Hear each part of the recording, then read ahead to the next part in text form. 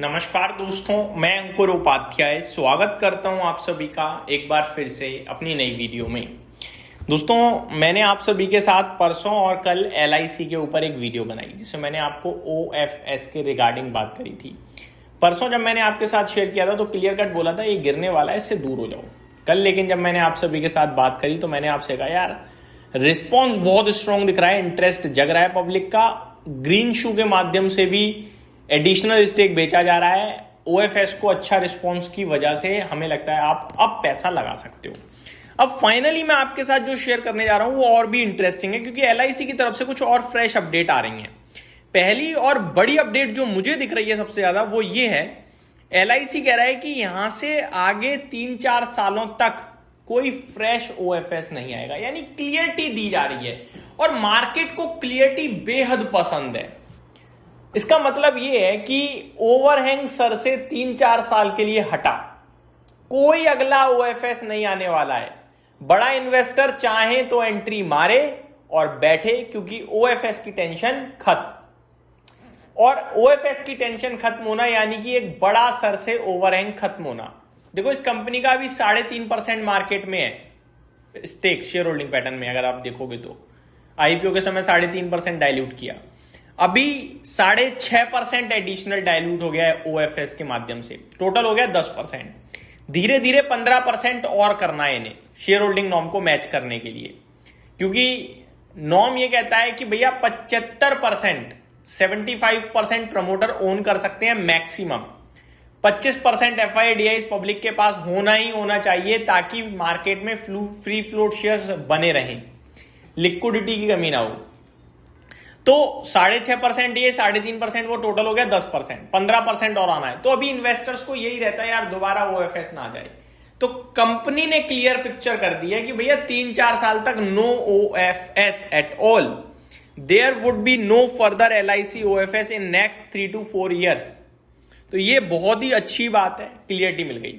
अब OFS की जानकारी देखो, नॉन रिटेल के लिए कल ओपन था, आज हमारे आपके जैसे रिटेल के लिए ओपन हुआ है।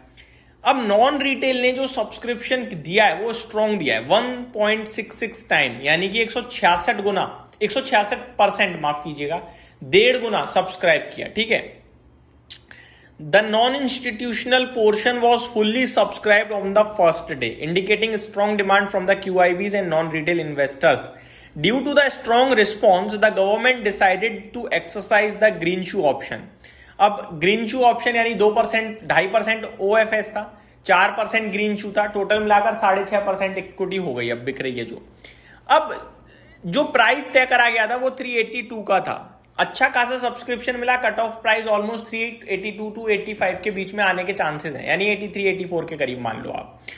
10% का एडिशनल डिस्काउंट दिया गया है रिटेल को, यानी अगर इंस्टीट्यूशन कल वाले नॉन रिटेल वालों को 383 पे मिलता है मान लो, तो आपको 373 पे मिलेगा।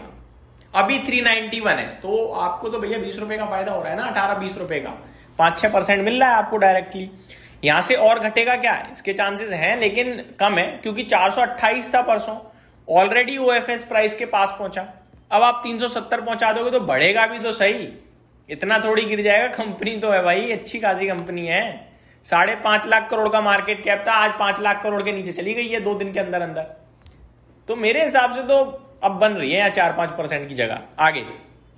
Retail investors will get discount of 10 रुपी पर share on final allotment price, the floor price is 382 पर शेयर। इसका मतलब होता है 382 अगर निकला तो रिटेल इन्वेस्टर को 372 देना पड़ेगा, 390 निकला तो 380 देना पड़ेगा, 400 निकला तो 390।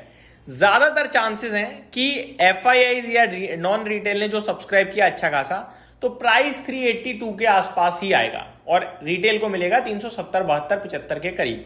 तो ये बहुत अच्छा हो जाएगा कहीं ना कहीं अगर आप देखें तो। यहाँ पे सिनेरियोज भी लिखे हैं, मोस्ट लाइकली 382 to 85 है, सिनेरियो 2 में 386 to 390 है और अबव 390 है, जिसके लेस लाइकली यानी बहुत कम चांसेस हैं। और जो भी प्राइस आएगा उससे 10 रुपए नीचे मिलेगा, तो आप कट ऑफ में OFS में अप्लाई कर सकते हो, आप ये मान लीजिए मोटा मोटी लेवल पे। ठीक है, अब 392 पे ऑलरेडी है, तो 5-7% ओपन मार्केट में यूं करके यूं निकल जाना, ज़्यादा दिमाग लगाना नहीं है, लॉन्ग टर्म वॉन्ग टर्म का सोचा नहीं है हमने।